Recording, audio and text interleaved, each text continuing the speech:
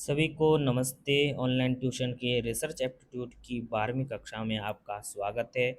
आज हम analysing data मतलब है कि प्रदत्तों का विश्लेषण या डेटा का विश्लेषण कैसे करते हैं उसके बारे में पढ़ेंगे। चलिए, हर एक इम्पोर्टेंट बातों को हाईलाइट किया हुआ है, तो केवल हाईलाइट बातों को ही पढ़ते हुए आगे निकल जाएंगे। सबसे पहले प्रदत्त का वर्गीकरण, डेटा को कैसे क्लासिफिकेशन किया जाता है उसके बारे में बताया गया है। तो एक तो सरल वर्गीकरण होता है जिसमें क्या होता है कि सिंपल हम क्या करते हैं, जैसे यहाँ पे लिखा हुआ है देख लीजिए, एमबीए उपाधि हाँ ना कुल, ऐसे लिखा हुआ है। तो इसमें क्या करते हैं, एमबीए उपाधि जो जिसने किया हुआ है तो उसके हाँ में टिक कर लेते हैं। तो 25 लोग किए हुए हैं, 5 लोग नहीं है, तो इस तरह से कुल 30 लोग है।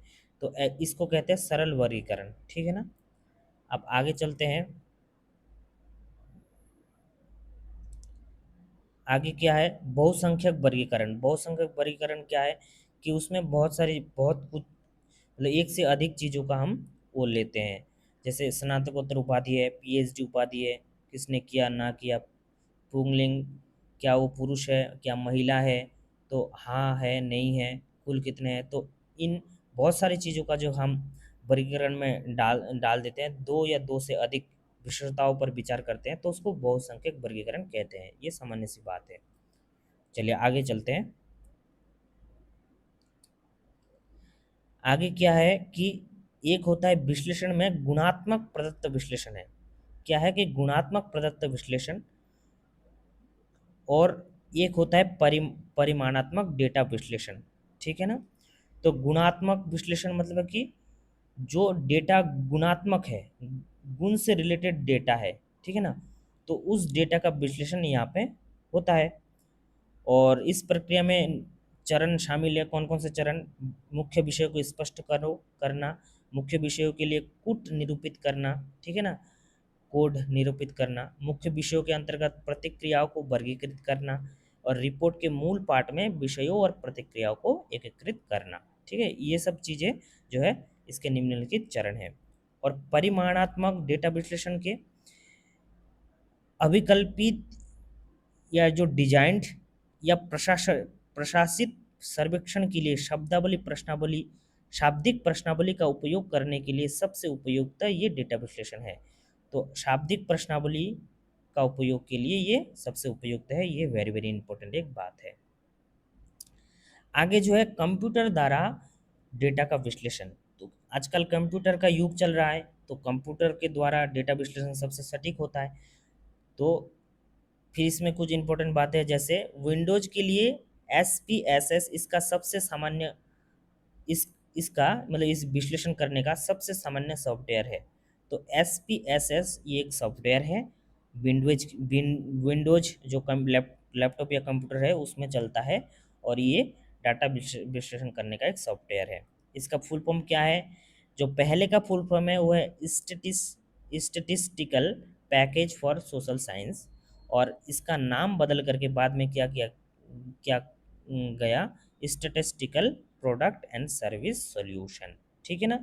तो पहले का नाम भी आपको ध्यान रखना है, दूसरे का नाम, बाद वाला नाम भी आपको ध्यान रखना है। आपको उसमें पूछा जा सकता है कि SPSS इसका फुल फॉर्म, बाद वाला फुल फॉर्म क्या है, तो ये बोलना है। और यदि बोले पहले वाला फुल फॉर्म क्या है, तो आपको ऊपर वाला बोलना है, ठीक है ना। अब आता है हाइपोथेसिस टेस्टिंग। देखो, करते हुए, रिसर्च शुरू करने से मतलब जैसे उसमें PH था ना, रिसर्च, जैसे रिसर्च स्टेप्स थे, अनुसंधान के सोपान, तो उसका हमने ट्रिक से पढ़ा था, PhD कैक करके, ठीक है ना। तो उसमें दूसरे नंबर पे आता था हाइपोथेसिस। मतलब पहले हमने प्रॉब्लम को सिलेक्ट किया, उसके बाद ही हमको हाइपोथेसिस बनानी होती है, अस्थायी कथन बनाना होता है कि इसका समाधान हम कैसे कैसे इस तरह से करने वाले हैं। तो टेस्टिंग के अंतर्गत क्या क्या है, चाई स्क्वायर टेस्ट आते हैं, टी परीक्षण, एफ परीक्षण, ये सारे के सारे परीक्षण जो है हाइपोथेसिस को टेस्टिंग करने के लिए बनाए गए हैं, ठीक है ना। और हाइपोथेसिस के आधार पर सांख्यिकी परीक्षण दो प्रकार के हो सकते हैं। जो संख्या से युक्त जो है परीक्षण, वो दो प्रकार के हैं। एक तो प्राचल सांख्यिकी परीक्षण, पैरामेट्रिक टेस्ट, और दूसरा है नॉन पैरामेट्रिक टेस्ट, ठीक है ना। तो प्राचल सांख्यिकी मतलब है कि जिसमें जनसंख्या के बारे में कोई उपकल्पना या परिकल्पना की जाती है। तो जनसंख्या के बारे में यदि परिकल्पना कोई करते हैं, उपकल्पना बनाते हैं, तो उसको प्राचल सांख्यिकी परीक्षण कहते हैं। और आप अप्राचल सांख्यिकी परीक्षण क्या है, ये ज़्यादा इंपॉर्टेंट है। ये है कि जनसंख्या की विशेषताओं के बारे में कोई उपकल्पना नहीं की जाती, मतलब जनसंख्या नहीं, दूसरे दूसरे चीज़ों का, जैसे चिन्ह परीक्षण, ठीक है ना, फिर विल्कोक्सन, ये सारे उदाहरण है अप्राचल सांख्यिकी के। तो उदाहरण वेरी वेरी इंपॉर्टेंट। विल्कोक्सन का युग्म चिन्ह श्रेणी परीक्षण, ठीक है ना, मध्य का ये मीडियन, ये एक वेरी वेरी इंपॉर्टेंट उदाहरण है। मीडियन भी अप्राचल सांख्यिकी परीक्षण के अंतर्गत आते हैं। मेन मेन्ना व्हिटनी यू परीक्षण, और फिर काई वर्ग, काई वर्ग भी अप्राचल सांख्यिकी परीक्षण के अंतर्गत आते हैं। ये सारे उदाहरण आपको एकदम हूबहू नोट डाउन कर लेना है और ध्यान भी रखना है, ठीक है ना। तो इस प्रकार आज की कक्षा पूरी हो जाती है। और वीडियो अच्छा लगे तो आप वीडियो को लाइक कीजिए, और दोस्तों को ज़्यादा से ज़्यादा शेयर भी कीजिए, और चैनल को भी सब्सक्राइब कीजिए। Thank you.